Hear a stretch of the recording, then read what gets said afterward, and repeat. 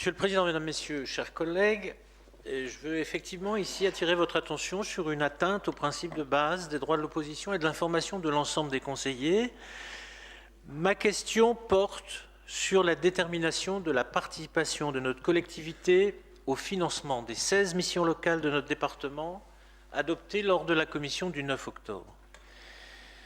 Chacun sait que les missions locales sont une composante reconnue par la loi du service public de l'emploi.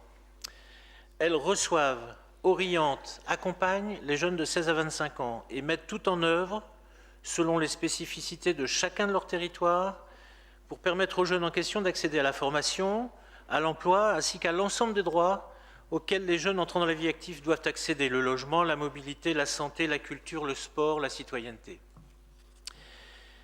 Les 19 000 nouveaux jeunes accueillis en 2016 par les 16 missions locales de notre département bénéficient ainsi d'un accompagnement approfondi en fonction de leur situation singulière et dans la proximité.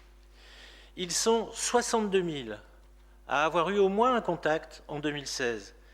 15 000 d'entre eux, je rappelle qu'on en a accueilli 19 000, ont intégré un parcours personnalisé. Parmi ces jeunes, ceux issus de l'aide sociale à l'enfance prennent toute leur place, conformément à la convention cadre adoptée en 2013.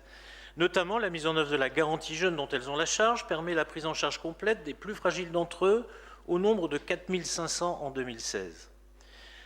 L'un des résultats majeurs de l'action des missions locales est de prévenir le parcours, sinon inéluctable, de l'exclusion, débouchant inexorablement sur l'accès au RSA comme seule perspective à l'âge adulte. Au lieu de cela, 23 000 jeunes ont été remis à l'emploi en 2016. J'insiste sur ces chiffres, Monsieur le Président, on ne parle pas de broutilles. 23 000 jeunes ont été remis à l'emploi en 2016. 44 000 contrats ont été signés. Tous les rapports d'activité de plateformes diverses ne pourront jamais atteindre ces chiffres. 12 000 sont entrés en formation.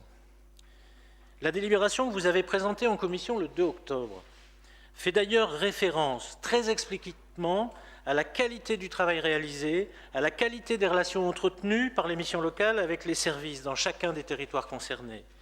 Je vous invite à relire cette belle délibération. C'est une belle délibération. Dès lors, j'ai posé en commission la question de la continuité de l'appui financier de notre institution et des crédits affectés à l'appui aux missions locales. Il m'a été répondu que la diminution envisagée était principalement liée au transfert du fonds départemental d'aide aux jeunes vers la métropole, à hauteur de 100 000 €. L'enveloppe de 444 000 € affichée dans la délibération était donc présentée comme poursuivant, sans modification majeure, l'appui aux missions locales. Les sommes versées en 2016 n'apparaissent aucunement dans la délibération. Il fallait donc nous contenter de ces propos rassurants, ce que nous avons fait. L'ensemble de nos groupes, sur la base de cette information, a donc approuvé cette délibération, sans autre débat, lors de la commission du 9 octobre. C'est la saisine de nos missions locales dans les territoires, dans les jours qui ont suivi, qui nous a, à l'annonce des subventions notifiées pour 2017, qui nous ont alertés sur la baisse de financement impressionnante dont elles étaient l'objet. Quelle n'a pas été notre stupéfaction d'apprendre, après vérification par notre groupe, et vérification difficile, je pense d'ailleurs que l'accès à la bande serait dans ces cas-là bien utile, ce qui n'a pas été le cas, d'apprendre que l'enveloppe affectée en 2016 aux missions locales était de 1 162 000 €. 1 162 000 € en 2016, 440 000 en 2017. C'est donc une baisse de 60% de l'enveloppe que vous avez affligée aux missions locales.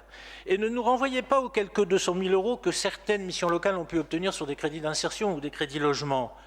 Elles ne compensent absolument pas cette baisse vertigineuse. Et cerise sur le gâteau, Monsieur le Président, c'est en octobre que les missions locales sont informées que cette baisse, appliquée contre toute attente sur leurs crédits, sont ceux de l'année civile en cours, en octobre pour les crédits 2017. C'est une véritable provocation, Monsieur le Président, un déni de partenariat, un coup sans précédent infligé à un partenaire à la fois historique et efficace de l'insertion des jeunes, dont les élus locaux, communes et groupements de communes sont les porteurs et les financeurs dans leur territoire. Il s'agit d'institutions portées par les territoires et par leurs élus, et non pas de quelques initiatives privées de je ne sais quel type. C'est aussi un mensonge, fut-il par omission, à l'égard des conseillers d'opposition dans notre Assemblée, et sans doute d'ailleurs à l'égard des conseillers tout court, puisque je le disais, effectivement, des conseillers, même de votre majorité, ont été surpris de cette information précise. Monsieur le Président, à de nombreuses reprises, notre groupe, et moi-même en particulier, avons demandé que les informations sur les financements attribués aux divers organismes partenaires dans nos délibérations fassent ressortir l'évolution d'une année sur l'autre, voire de 2 années sur l'autre, afin que les conseillers soient clairement informés. À ce jour, notre groupe n'a pas eu les réponses à ces questions posées régulièrement. Ma question est donc double. La principale, comment envisagez-vous, Monsieur le Président, de remédier aux coûts inattendus et inacceptables portés à l'action et aux finances des missions locales dans un contexte où l'action pour l'emploi est affichée par votre majorité comme une priorité absolue, et alors même que la majorité régionale est en train de faire le même chemin à l'égard des missions locales? Et enfin, quelles consignes allez-vous donner pour que désormais les conseillers, au-delà du nouveau vote que vous proposez, et je m'en réjouis, soient informés complètement, en commission notamment, des évolutions réelles et des évolutions financières dossier par dossier que vous entendez donner à votre politique? Je vous remercie, Monsieur le Président.